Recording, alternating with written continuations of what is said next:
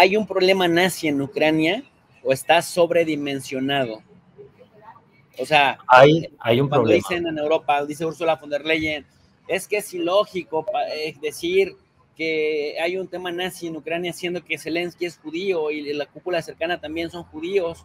Entonces no permitirían que regresara la amenaza nazi. Además, en Europa está prohibidísimo, pero luego los vemos a los europeos en las Naciones Unidas, junto con Estados Unidos y Canadá, votando en contra de condenar la glorificación del nazismo. Ahora dicen que porque Rusia propone esa resolución para seguirse justificando en su invasión. Pero yo te pregunto, y si quieres con esto cerramos, mi querido Ramón, esto que vemos acá es solo el private sector, es solo el batallón Azov, o si está más arraigado en parte de la sociedad ucraniana de lo que estamos dimensionando y de lo que se reconoce en Europa.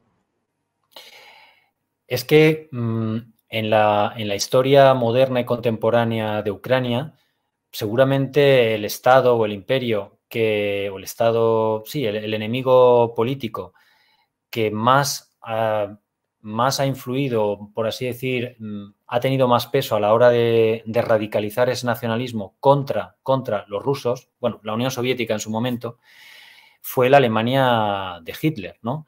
Por lo tanto, esa herencia pesa mucho hoy en día. Seguramente, aunque tampoco he hecho ningún sondeo, que si no conozco las cifras ni los porcentajes concretos, pero yo pienso que la mayoría de los nacionalistas no son nazis, ni se definen a sí mismos como nazis como tal, pero sí que es un nacionalismo que hoy, especialmente con la situación actual de conflicto bélico, está totalmente radicalizado, ¿no? Totalmente radicalizado, que lleva a la justificación de ciertas políticas precisamente en base a esa ideología del victimismo, a la necesidad de buscar un enemigo, a la necesidad de crear un Estado ucraniano que ha fracasado en muchos sentidos, porque además estos grupos que perseguían a los rusohablantes en el Donbass están financiados y organizados por los principales oligarcas, que además a su vez sirven indirectamente a intereses extranjeros, ¿no? de potencias extranjeras, sobre todo de Estados Unidos y del Reino Unido.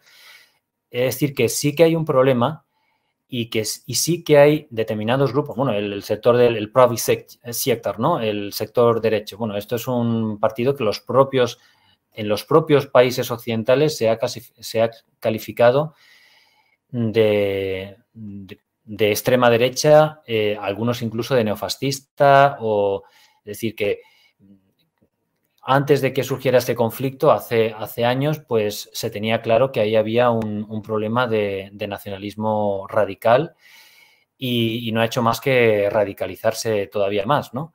Entonces, eso me parece que es una realidad. O sea, pretender presentar la situación de Ucrania como un país modélico, democrático, integrado, donde todo el mundo bebía feliz y, quiero decir, en igualdad y justicia y no pasaba nada y de repente llegaron los malvados rusos y lo destrozaron todo y se pusieron a conquistar y ya está.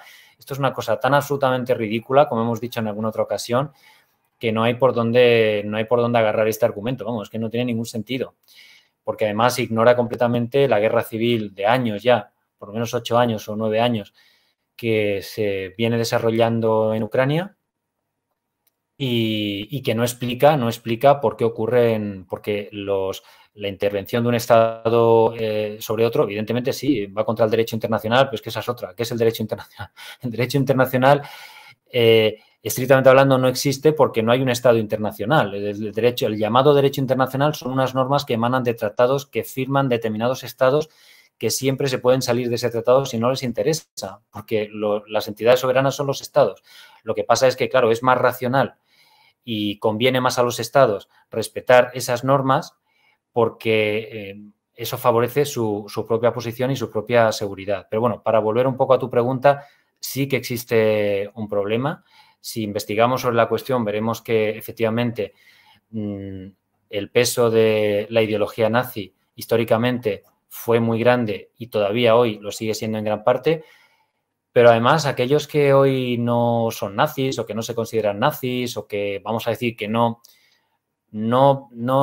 tienen la ideología nazi como tal, por lo menos de manera clara y directa, como mínimo son, en el sector nacionalista, son nacionalistas radicales que todo parece indicar que ven a los rusohablantes como algo extraño, algo que, pues bueno, o hay que convertir en ucranohablantes a la fuerza o a ver qué se hace con ellos, porque, quiero decir, no, se les ve como, de algún modo, como traidores o como...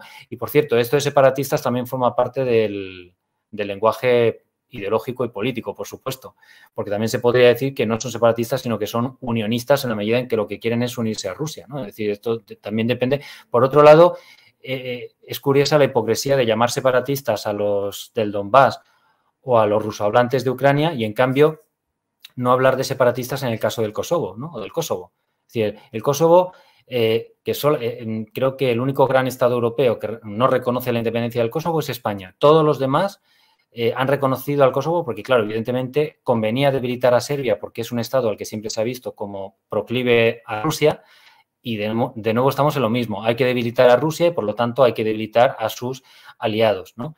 Y entonces, pues, si le quitamos a Serbia Kosovo, pues entonces debilitamos indirectamente a Rusia, haciendo a Serbia más pequeña y más débil. Es decir, que en el caso del Kosovo, pues es una nación reconocida, etcétera, y en cambio, en el caso del Donbass, pues son separatistas. Es decir, que todo está en función de los intereses geopolíticos de aquellos que se posicionan y que utilizan un determinado lenguaje político en un sentido o en otro, al final, ¿no?